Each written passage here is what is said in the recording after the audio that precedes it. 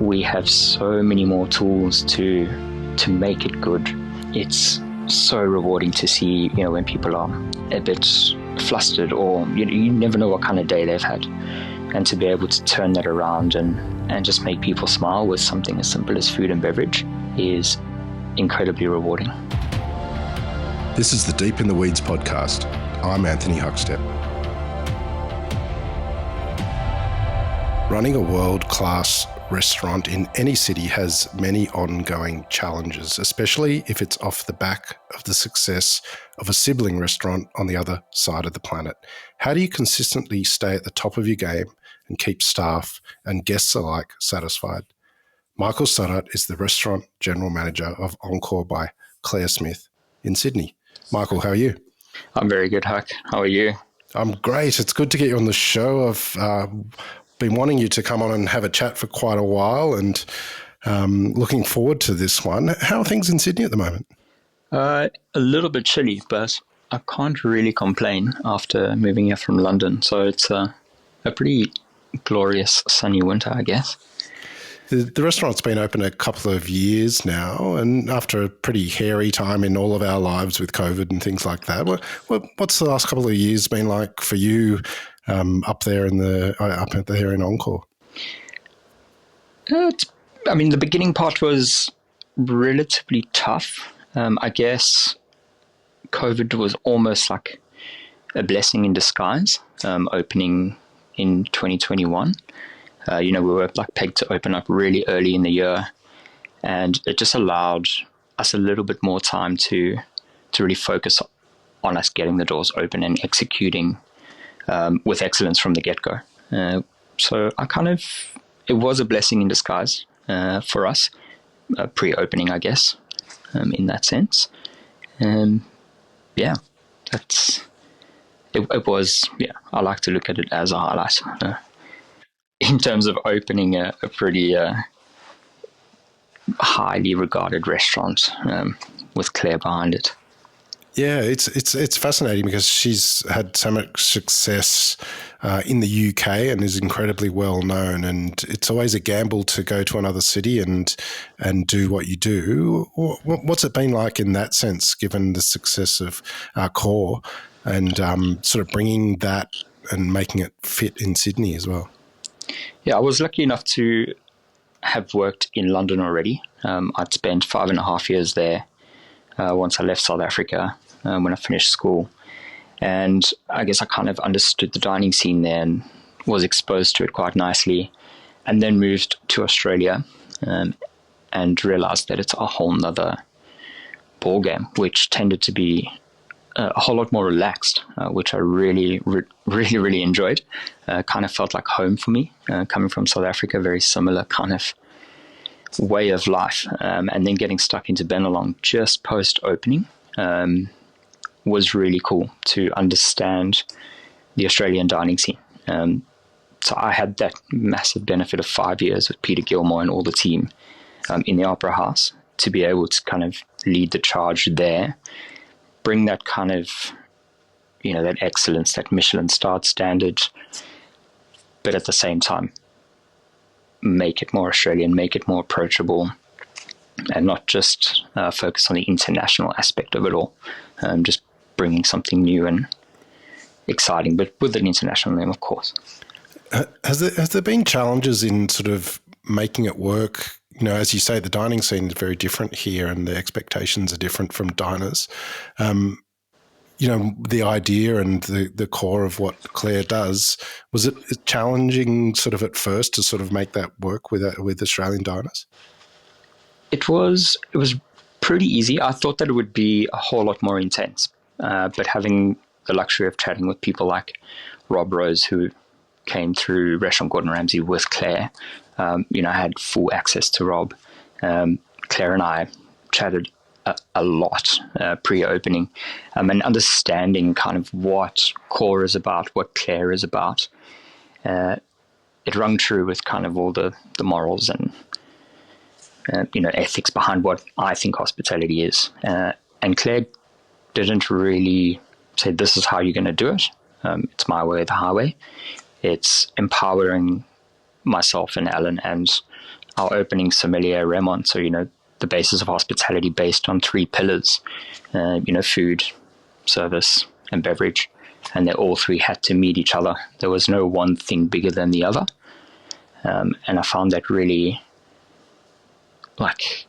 it was such an awesome feeling to know that a chef of Clare's caliber also focused on service at the same level as food, and also focused on beverage at the same level as food. It wasn't just kind of, the chefs are the rock stars and that's it, and everything else falls beside that. We all had to match each other. So it was easy in that sense to kind of get the restaurant open and all of us be on the same page and all having the same conversation and all having to be as good as each other. And Claire also giving us free rein to say, it's your time now and you've been chosen to do this role. Show us what you got, essentially. So executing a style of service that was pretty daunting, something that I hadn't done before, but wrapped my head around very quickly, scrapping the old school style of having sections in a restaurant. It's more of a teamwork effort, and executing that was really fun, and giving the Australian dining scene something different. Meeting every single staff member was so exciting. Meeting chefs coming to the table, which not an unusual thing and something that hasn't not been done before, but to kind of be served by everyone, goes back to just the basis of hospitality at home. Like, what would you do at home? People walk into your home, you open the door, the first thing you do is greet them with a smile, make them feel welcome. The next thing you do is get your guests a drink, and then feed them and entertain them as you go along. And that's that was the base of it all. But then just executing that with the experience and skill that the leaders of the restaurant had at that time. So it was exciting. Before we hit record, we were having a brief chat, and there was a time in my life when I was a restaurant critic where I would have been into your restaurant many, many times, and yet I haven't actually been. All I know is what I've read and what people say. For those of the people out there that haven't been to Oncore by Clare Smyth, tell us how you describe the restaurant and the experience. It's certainly luxury, at its highest, but it is more storytelling. We're really focused on how we make people feel. Food is something that always brings people together, and we want that as well. Everyone's coming to spend time with us as a team. You walk in there and automatically you're not going to think about anything. You're going to sit down and we're just going to take the wheel. And you just sit back, and before you know it, you've looked and 3 hours have passed and you're not ready to leave, essentially, because you've just made a connection or you've made a bond with someone along the way, whether it be one of the chefs or someone from the bar team, someone from the front of house, would be at the sommelier. There's so many touch points, there's so many parts for engagement or points for engagement that you end up feeling like you're at home. The environment sets that up as well. It's very warm, it's very inviting. Everything is thought out. There's no hard edges. The tables are not square. Everything's rounded. Everything's soft. You really feel like you're at home. Everything tells a story. Everything has a why, which is pretty cool. If you can see it or touch it, chances are we are going to know about it. There's so many talking points. Wow. Of the beauty of the restaurant. That must require an incredible amount of training and daily debriefing. Tell us a bit about how you get the best out of your staff and what's involved in that. I guess empowering the team to make decisions, to want to make the guest feel like they're the only person in the room. Tailoring it to every single individual. I don't like to have like a blanket style of management. I hate the kind of dictatorship of management. I've been doing it for a long time now in a lot of countries, and I've got to see a lot of bad managers. I guess that's the ones I've learned from the most, of what not to do, how I didn't enjoy being managed. So implementing that into the team and making them empowered to make decisions, using their own intuition to overhear a guest saying, "Oh my goodness, that chicken liver parfait was unreal."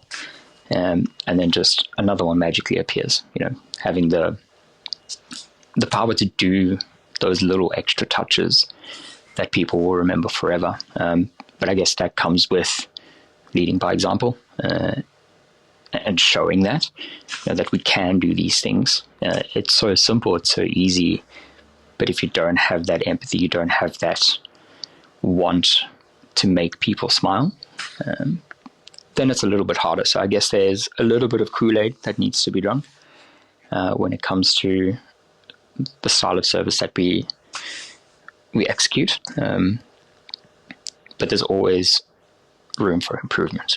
Like every day is another chance to be better than we were the day before. You're always pushing yourself, always trying to learn more, engage more. So I guess, briefings are very important when it comes to that. Having a training, an allocated training every single week consistently. I guess consistency is the theme. If we're looking at the chefs and how consistent they are at putting the most beautiful dishes onto those plates perfectly in the same order, day in and day out, we can take inspiration from that and execute that in our style of service.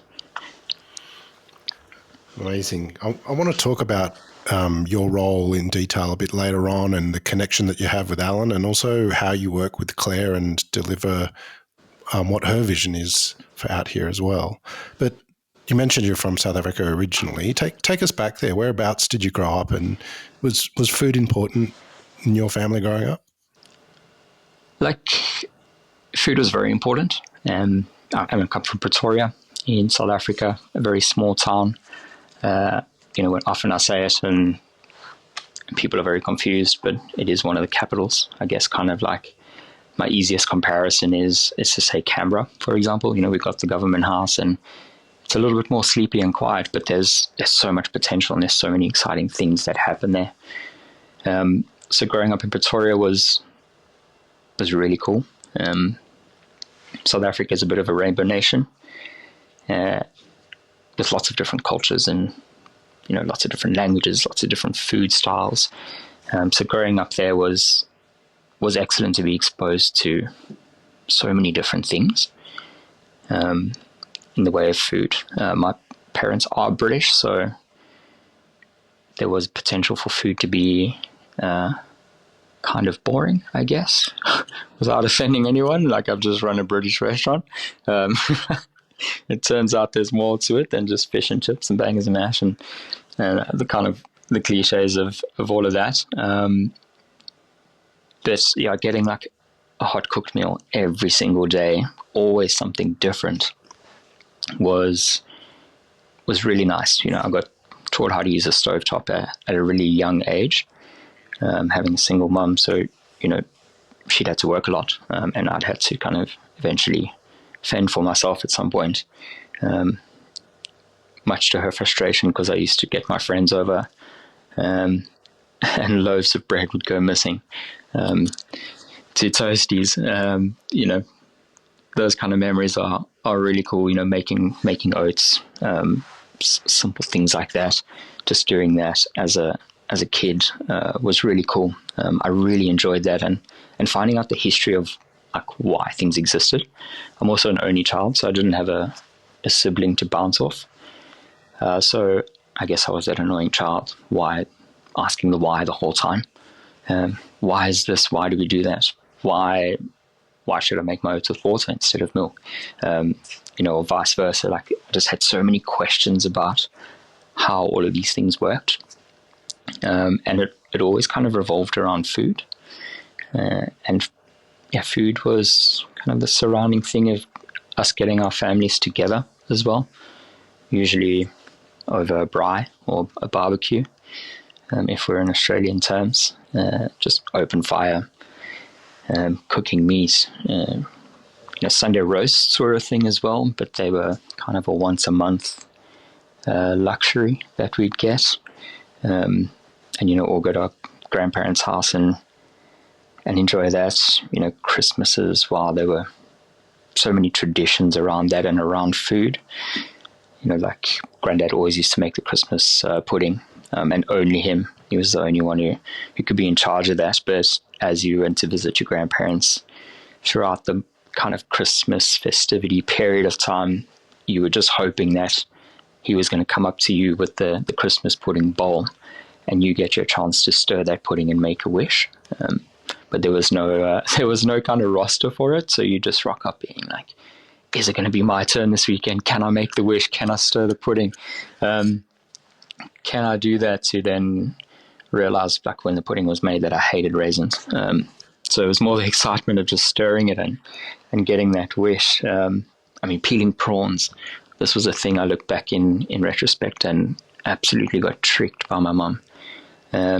When they'd buy like a massive amount of prawns, and I had a few cousins next to us, and they'd put them out on the table and time us. How quickly can you peel the prawns? And it was a massive game for us. But looking back, peeling prawns is a horrible task. It's so clever. That's, I kind of guess, the biggest highlight of food with me as a kid. My nan showing us how to make Scotch eggs. That was a pretty cool one. Food is obviously important to you growing up, but when did you sort of first step into the hospitality sector or feel like that's a direction you wanted to go? It was a moment when I'd finished high school and very brazenly told my mother, I'm moving to the UK. And she said, okay, how are you going to get there? I said, well, on a plane like everyone else. She's like, you realize those things cost money. And I didn't just put you through one of the best schools in Pretoria for you to take a gap year. So, got sat down and had to understand, okay, there's more to it than me just kind of getting on a plane and going to the UK. And Mum was very kind of patient with me and spoke me through it and said, okay, well, if you're going to do this, you need to pay your way. And I said, well, I will. And I had friends that were working in restaurants already. I had one of my closest friends, his parents owned like a little takeaway called Piggly Wiggly, which did excellent fish and chips. And I kind of asked him, like, hey, how can I start earning money? And that didn't work because it was kind of just, I was too young to manage the tills, essentially. But then my auntie's partner at the time had a kind of a bar and grill, had a restaurant, and gave me a job. And that was my first kind of exposure to a restaurant. And I'd been to restaurants, but it wasn't a thing that we did. It was, it was a huge treat if we went to a restaurant growing up as a kid. And now being in one and seeing how happy people are around food, how happy they are around just being served, around being around each other. And then me making money off of that was very exciting. As a 17-year-old, although I wasn't allowed to serve alcohol at that point, it was really exciting. I was accepted straight away. The hospitality industry is very good at that. It doesn't matter who you are, what your background is, where you're from, you are just accepted straight away. And if you worked hard, you could get a better section. And the harder you try to impress your guests, the more you walked away with. And I was like, this is a really simple way for me to get to do my gap year, and very quickly. So, when it's all going swimmingly, it works out quite nicely. And having a bit of cash in your pocket felt really good as a young 17-year-old. And I managed to save up enough money within 8 months, I guess, and then had to figure out how to buy a plane ticket. Well, Tell us about the move to the UK. What was it like when you first got there, and where did you get your foot in the door? UK, it was a massive eye-opener. 18 years old. I was fortunate to have a basis there of having some like family. My mother's cousins and an auntie who knew somebody who ran the pub down the road, and all these kind of trying to pull through as many connections as possible, and managed to stay with an auntie, which was great. Having to figure out a washing machine, that was another challenge. One that I'm now fully equipped to use. And I got a living job, which was exciting, and made some friends at the age of 18 that I still talk to today, just from kind of living and working together. That was really cool, and that was kind of my way in, working in an Italian restaurant called Ciao Baby, which was run by a South African Greek person. So it was as authentic as an Italian restaurant can be in the UK, run by a South African who is Greek. It was cool. There was white tablecloths. There was a lot of ironing. It was my first exposure to, I guess, what I thought was really fancy. And there was a Nando's in the same kind of realm and same area, so I felt comfortable because Nando's is also from South Africa. So I had a bit of home that was still close by, and so I felt like I was in the right place as an 18-year-old in the UK. You mentioned you were in the UK for quite a few years. What were the really important sort of venues and people that you worked with while you were there? It was, the turning point for me was just about a year and let's call it a year in. One of my kind of friends from school, actually one of my closest friends, we ended up becoming really, really best friends. But he was a few years ahead of me in school. He was based there already, and I reached out to him, and he said, "You've got to move into the center of London with me.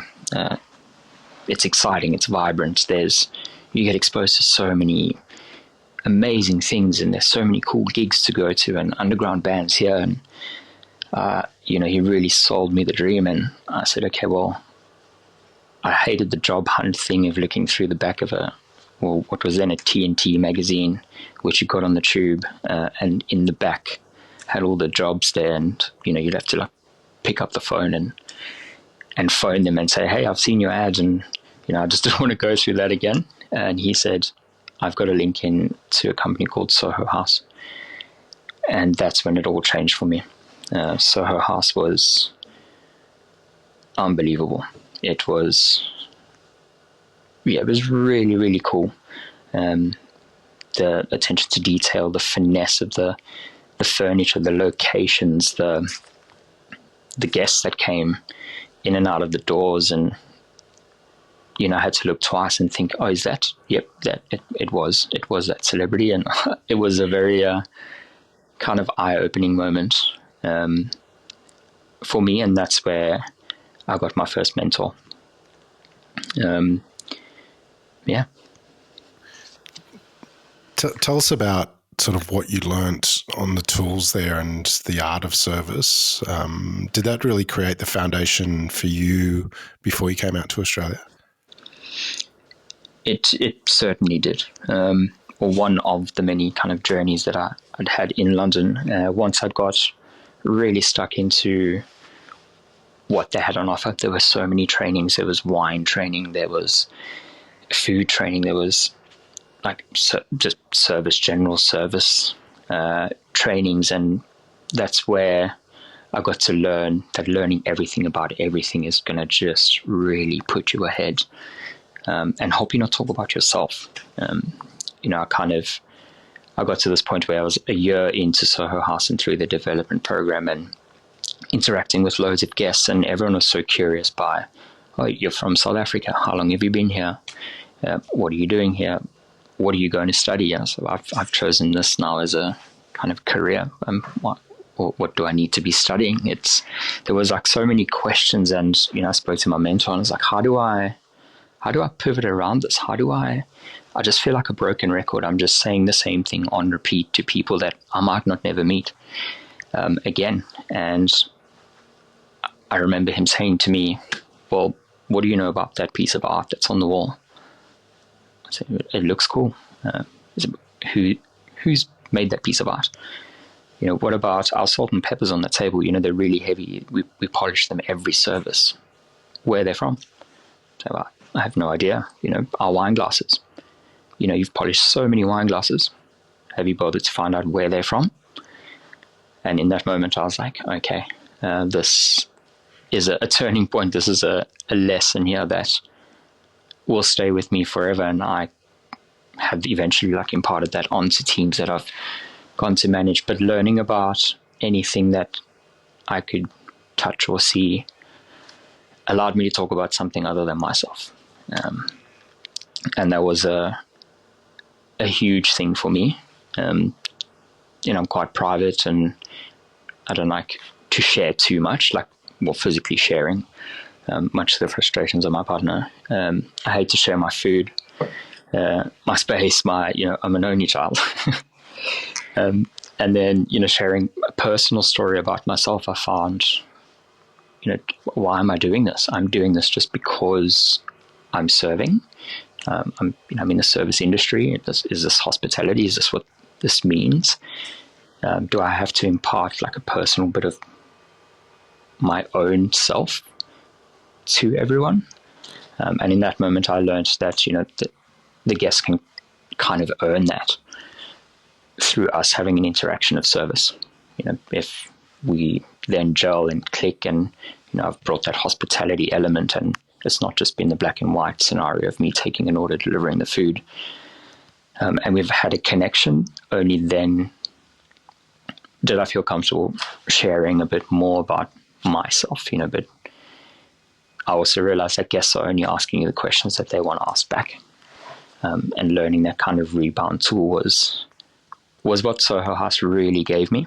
The protection for their staff was excellent. I felt so seen and so rewarded, and it was a really, really brilliant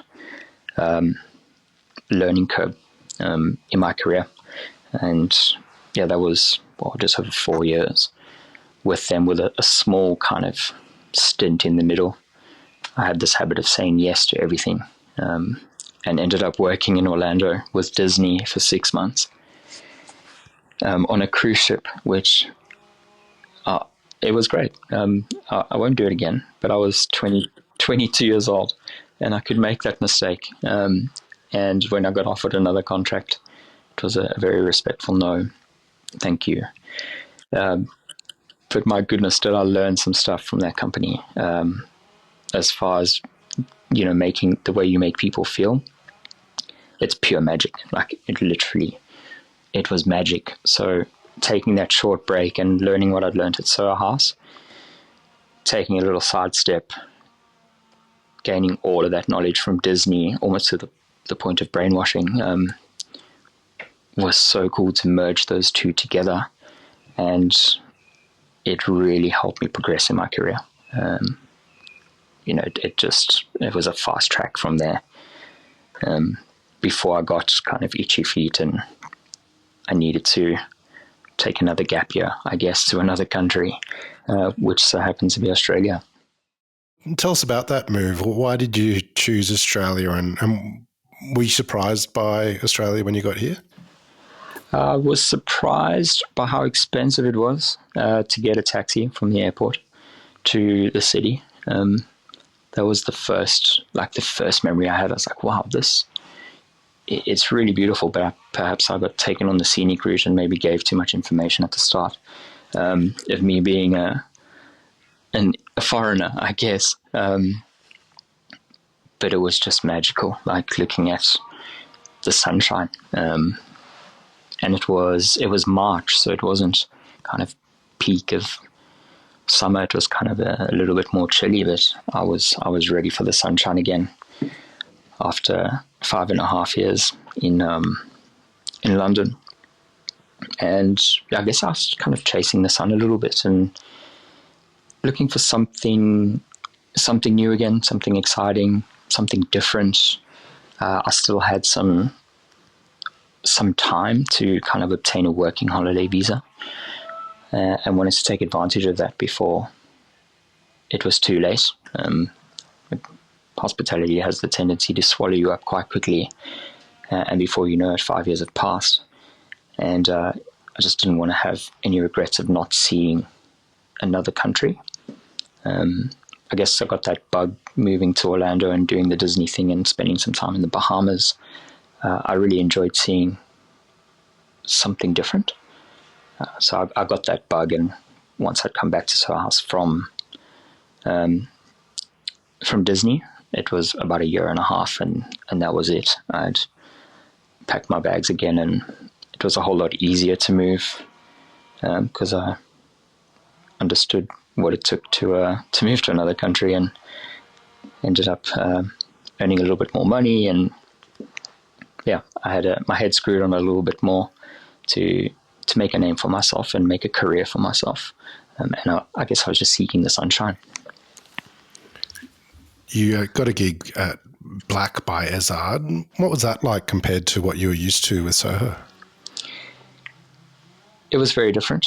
Kind of working in a refined steakhouse was cool, and getting exposed to a really amazing chef about 11 years ago now, and getting a taste of what Australian hospitality and the dining scene is like. The restaurant was beautiful, had this huge wooden table as you walk in, and the bar was amazing, and it was very flash, and people were spending lots of money and drinking lovely wine. And I guess what else came out of Black was I got to really meet some amazing people 11 years ago who are now all doing pretty awesome things, and getting to watch a whole nother sense of flair. Australian hospitality is wildly good. I got to meet MC, who has PS40 in the city, when he was a young bartender, and get to ask him about cocktails and drinks. And, it was really cool to see the drive and the passion from people that were the same age as me, but, hearing them say, my goal in 5 to 8 years' time or whatever is I'm going to have my own place. I'm going to run my own gig. I'm going to do these great things, and to see that eventuate, and all it took was just hard work and dedication. Only looking back in retrospect, but at the start I was like, I'm in the right place here. People are driven, and I can seek another mentor somewhere along the lines here. So that was a good opening to Australia for me. You've worked at a couple of restaurants, but I guess the one that you spent the most time with in Australia was Bennelong, which you brought up near the beginning of the show. Take us into the world of Bennelong. It was an extraordinary opening, amazing what Peter Gilmore and the team have done there. But what was it like for you? It was amazing. I mean, I remember my first trip to Bennelong. Looking at the opera house is unreal. Being inside it, maybe even more magical. However, I didn't get to go inside on my first visit. As I approached the opera house to go and meet the GM at the time, nobody was getting let in. And I said, well, I have a meeting, I have an interview, I got people to see. And they're like, well, nobody's getting in, because there was a bomb threat that happened. And I was like, oh my goodness, no, what's going to happen? Like, I'm going to miss my chance. And, I was just so worried about not being on time for my meeting, but not thinking that, well, I guess they'd understand. But that kind of blew over, and it was nothing. It was nothing at all, in fact, and went back the very next day with the same excitement, with a little bit of nerves, being like, oh, it's not going to happen again. And then walking through, going up the stairs, and being met by Johnny Rockstar, like, wow, what a welcome that was. And then walking up to the bar and just being in the rib cage of Benelong restaurant, and that was, yeah, that was a huge wow moment for me. And that was it. That was the start. I just missed the beginning by about a month. It's just kind of a visa transfer situation that took a little bit longer than expected. So I just missed the opening of that. But starting a month in, once Peter Gilmore had taken over, was exciting. Very, very cool, because it just lay dormant for a while. So I didn't even know that Guillaume had it before, because it had just been sitting for a bit, and I was new to Australia, so I'd missed that part of what it was before. So walking in, that was my first kind of version of Benelong, and such an impact. Just thinking about it right now, I've so much admiration for that place. It fills my heart so much. So many firsts for me. And also kind of being a part of an opening was very, very special. That was my first serious opening of a restaurant, and being a part of that was magical. Do you have any stories from over that time at Benelong that you can share with us of moments that sort of really influenced you, or real highlights from that time? Wow, there's so many. Trying to pinpoint one that's going to stick that I can see. So I guess meeting Peter Gilmore for the first time was really exciting. And being exposed to so many chefs and different chefs here and there, and somebody so high profiled, and it was a little bit intimidating, I guess, to then shake hands with Peter Gilmore and realize he's the nicest human I've ever met. It was a beautiful moment. That was really, really cool, and just starting to have a conversation with Pete was great, and then meeting Rob Cockrell, the head chef, and we just clicked straight away, which was fortunate, because if you don't kind of gel with the head chef and you're the manager, it doesn't really work.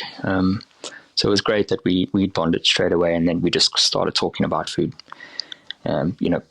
What's on the menu? What do you know about this? What do you know about John Dory? And at that point I was like, Chef, I haven't tried John Dory. It's just something I haven't had the opportunity to try. And they had this dish, the John Dory on the bone, umami butter, cabbage turnips, and kakala.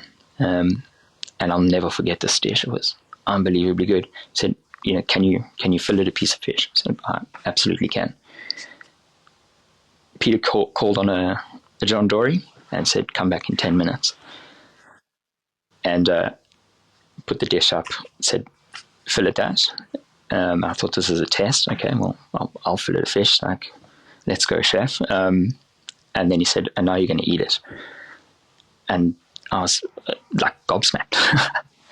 Everyone else looked at me like, why does he get a John Dory? It's like, chef, I haven't had duck before. I haven't had wagyu before. I haven't had, all these questions I was predicting were going to start flying at the chef to be like, I also want a snack. And that was my first moment of trying John Dory, and I'll never forget that.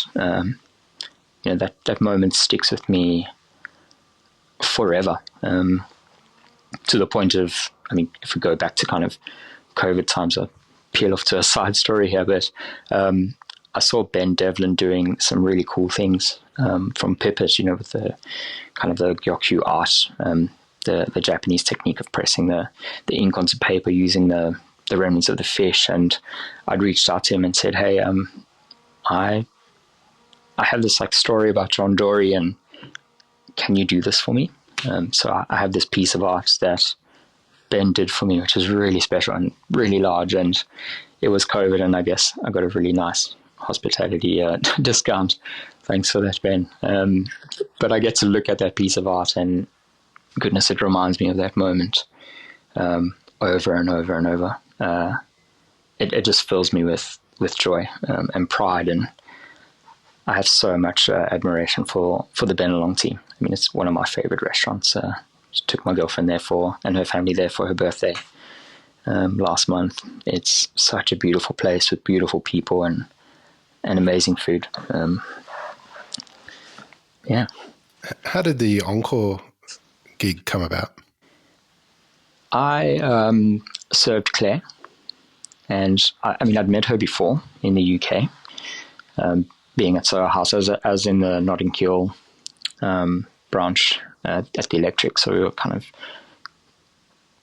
in the neighbourhood, I guess. And I remember her coming in with Gordon and David Beckham one day, and I was way too intimidated to go to the table and speak to them. And then fast forwarding like a few years' time, Claire was at the restaurant dining, and I was so excited to be able to serve her and look after her, take her into the kitchen and introduce Claire to the chefs who were like equally as excited to meet Claire as well. And I got asking, well, why are you in Australia? Like, what's going on? And Claire saying, I'll talk to you in 2 years' time. And in 2 years' time, I got a phone call, and we started the conversation there, and I was approaching 5 years at Benelong at this point. And I got really spooked. I got really scared to think that I don't think I'm the right person. I don't think it's me. I just didn't know what to say in this moment of, there's this restaurant opening across the other side of the world, and you're asking me to be the head of that from the front of house department. Super flattering. So I eventually had a chat with Rob Cockrell and Peter Gilmore, and said, hey, Clare Smyth approached me. I've had a conversation, and they were so elated for me, so happy, and so encouraging to say, you are ready. Like, I had so much doubt myself, and they backed me and said, it's your time. You have to do this. Like, you have no option. Like, you cannot stay here. So that was it was a really nice response to something that I was so scared to bring up, to two chefs that I respected so much.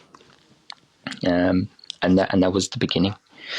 And then I started in May 2021, and eventually opened in November 2021 at Oncore, and that was the starting of that. Tell us how you work with Chef Alan and also Claire on the other side of the planet. I know she's here in Australia on the odd occasion, but how does the dynamic work between the three of you? I mean, I got to meet Ellen at Oncore, like walking into the restaurant and sitting in the middle of the dining room. Made us a couple of coffees. We sat down, introduced ourselves to each other, and Ellen automatically said, this is a huge task that we have here, but we're going to put our heads together, and this is going to be the most magical experience that you and I get to do. And said, here's a piece of paper. Let's write down what we want to achieve in our first year. And then we'll look at that, we'll cross notes, and what aligns, great. What doesn't align, we're going to think of ways of how we can help each other to achieve that. And that was the start of meeting Ellen, and understanding the kind of breed of chef that comes through Restaurant Gordon Ramsay, 11 Madison Park, Restaurant Franzen, back to call. Ellen is Claire's DNA through and through, and seeing that kind of the serious professionalism that comes from somebody who knows what's going on was reassuring. I had somebody to lean on. Do they do this like this at call? How do they do that at call? All of those kind of things, and then the three of us kind of bouncing off each other was great. At the start, we got to go out and dine a lot. I got to show Ellen around the city that I've been calling home for quite a few years at this point. So I felt like I could show somebody around the dining scene here. and expose Alan to that, and allow him to kind of interact with chefs and start asking questions. Where do we get this from? Where do we get that from? I was lucky enough to be exposed to the best of the best at Benelong, so I could answer a lot of those questions already, and had those relationships with some of the suppliers because I was so curious by them. Clare has a famous potato dish, and when they said, like, who's the potato guy in Australia, I said, well, I've been lucky enough to be exposed to them at my time at Benelong, and it's got to be, the Hill family. Like they do the greatest potato, and there was a start of that relationship. And Clare's now a pretty infamous dish, the potato, and Alan getting to chat with Josh and Ireland, and so let's talk about fish, and getting teed up with the guys from Akuna Murray Cod. That was pretty special, and an amazing piece of fish that we've had on the menu since the very start, in like so many different forms and variations of the dish or of the fish itself even. That was really cool. And then, with Claire interacting at the same time with the three of us, that was really fun. And to see a side of, a chef that's the best chef in the world, like, was really cool to see a lighter side. And for Claire to be poking fun at Alan, that was pretty cool. From time to time, it just made it a bit more real. I was like, okay, this is real. This is genuine. This is what it's about. I remember sitting in a dinner by Heston when I was 21, and that was my first Michelin starred experience. And looking through the glass windows of the kitchen and being like, wow, these the chefs are so pristine. Like, how do they not have a drop of sauce on their aprons? Just watching that, like, it's a show in its own. And then fast forwarding 10 years and getting to run that show, or be a part of that orchestra even, has been pretty cool. And to have the backing of someone like Clare Smyth is incredibly special. For someone that's built an incredible career in the front of house, what advice would you have for those out there that might be starting sort of their journey? What would you say to them? Be curious. If you're going to get into hospitality, make sure that you have empathy. It's probably one of the most important things in service. Like, if you don't have empathy and you don't get joy out of making people smile, then approach something different. If you can't find that within you, if you don't have that want to make people smile, it's not for you. Have intuition, ask questions, work hard. It's not that easy, but we get so many services that we get to start again. We get to try again. That human interaction is what people are going out for. So I have to have that, and do research, read books. There's not a huge amount of inspiration, shall I say, from a front of house perspective. There's a lot of the chefs are the rock stars, and the sommeliers are the wine buffs, and the bartenders are the cool cats. But front of house is that glue that holds it all together. And be curious. Yeah. Well, you're doing amazing things there in Sydney. What do you love about what you do? Seeing people smile. That's really rewarding. With technology now, we have so much information that I guess I didn't necessarily have at the beginning of my career. We have so many more tools to make it good. It's so rewarding to see, when people are a bit flustered, or you never know what kind of day they've had. And to be able to turn that around and just make people smile with something as simple as food and beverage is incredibly rewarding. Well, Michael, it's been an absolute honour to finally get you on the show and hear just a part of your story, and can't wait to see what you do from here. Please keep in touch and we'll catch up again soon. Thank you very much. This is the Deep in the Weeds podcast. I'm Anthony Huckstep. Stay tuned as we take a deep dive into the lives of the incredible people who ply their trade in the food and hospitality sector. Special thanks to executive producer Rob Locke for making this all happen. Follow us on Instagram at Deep in the Weeds Podcast, or email us at podcast@deepintheweeds.com.au. Thanks to executive producer Rob Locke for making this all happen. Stay safe and be well.